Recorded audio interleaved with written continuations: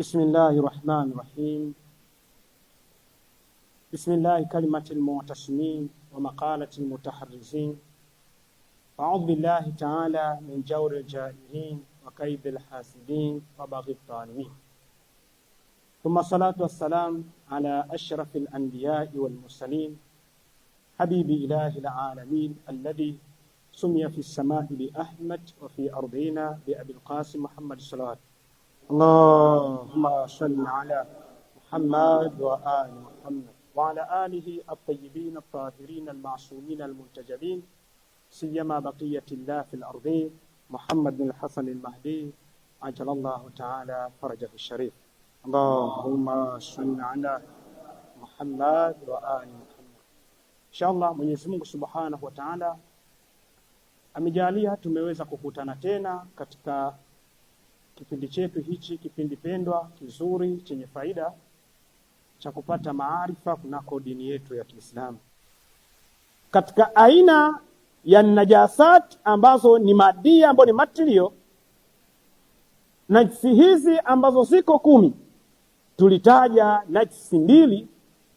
Kwanza tukasema ni haja ndogo, lakini pili tukasema ni haja kubwa. Haja ndogo na haja kubwa za binadamu tukasema zote najisi.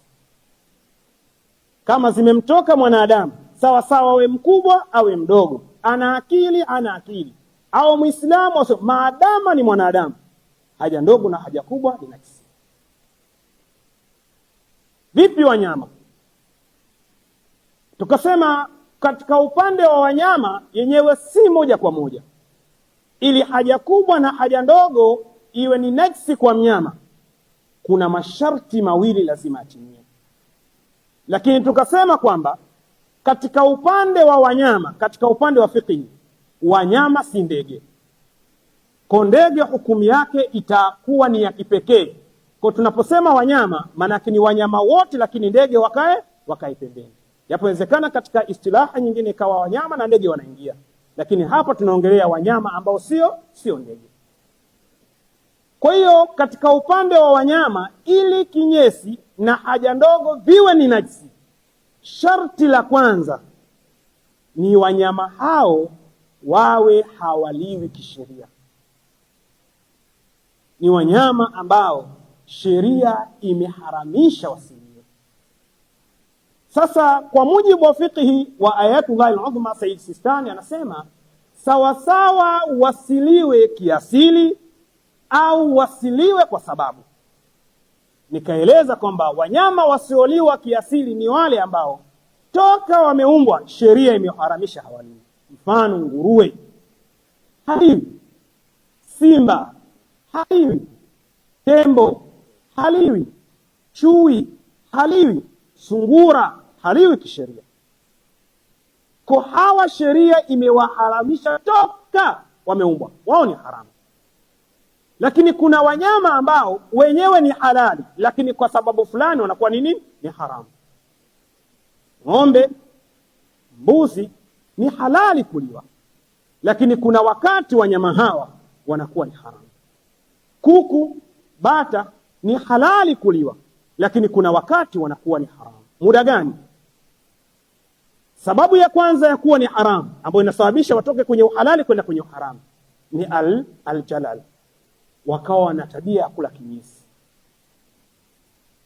Ng'ombe, mbuzi, bata, kuku kama watazoea kula kinyesi na wakajengeka miili yao kwa sababu ya kula kinyesi, wanabadilika, wanakuwa ni haramu kuala kipindi wakiwa katika hali hiyo, na wataruhusiwa kuliwa mpaka wafanyiwe kitu kinaitwa istibra, watengwe kwa muda maalum, wapewe pumba, ndio watatwaharika. Baadaye sasa watatoka kwenye uharamu kwenda kwenye uhalali, na hapo sasa watatoka kwenye kinyesi chake kuwa najisi na haja ndogo kuwa najisi kwenda kwenye tahara.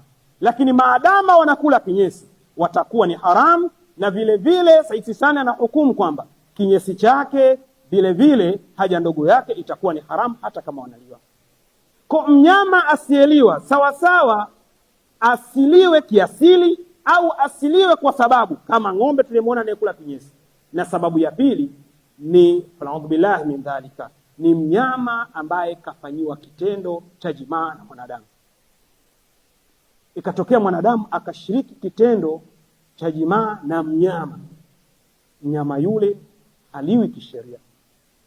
Sasa yule mnyama hataharishwi, yani baada ya kufanyiwa kitendo tu, yule ni haramu moja kwa moja aweze kuliwa, na sio yeye na vizazi vyake. Kama ni jike hata kizaa, vizazi vyake vyote inakuwa hukumu ile ile ya kutokuliwa kama mama yao.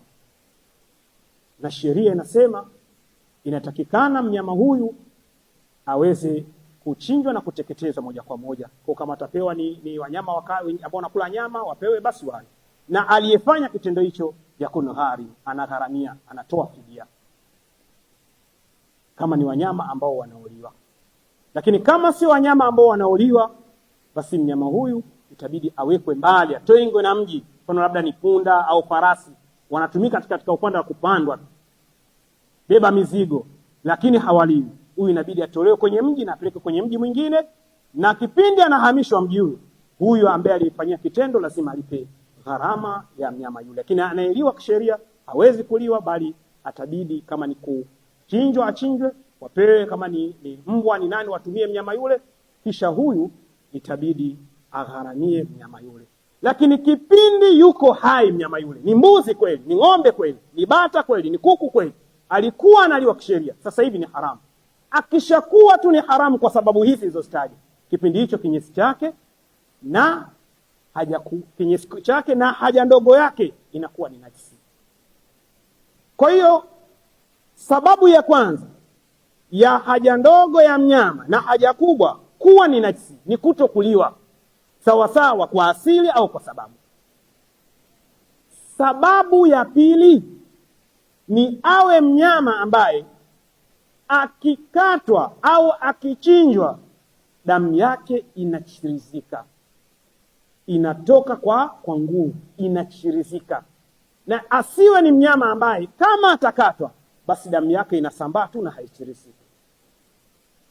Mfano, paka hapa tujamchinja, lakini ukimkata kwa ghafla, ukamkata tu basi sehemu iliyomkata lazima damu itoke kwa kuchupa, lazima ichirizike.